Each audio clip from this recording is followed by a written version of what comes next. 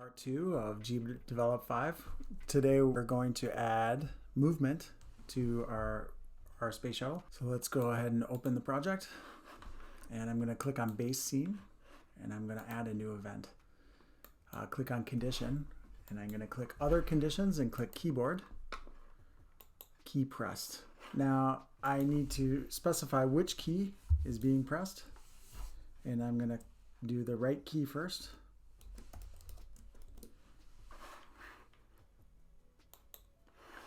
And then I'm going to add an action. So when the right key is pressed, the player has a force applied. If I can find it. And the angle is 0. And the speed is 400. So this means when the right key is pressed, there will be a force pushed on the ship at the angle of 0. So it should just move forward. And let's test it out. And when the right key is pressed, it moves forward. And when the left key is pressed, nothing happens. Up, nothing happens. Down, nothing happens. That's what we want to see. Okay, new event. Now I'm going to do the same thing for these other keys.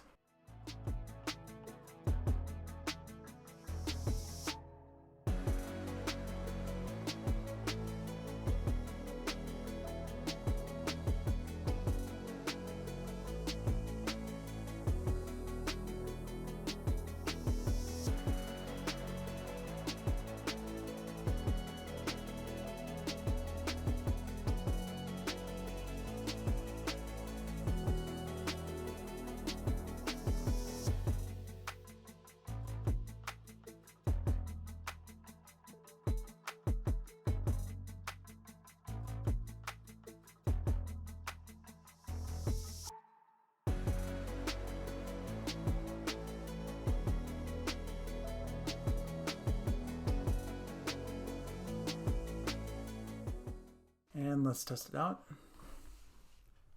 Up, down, right, left, back, forth. Good. Looking good. Save it.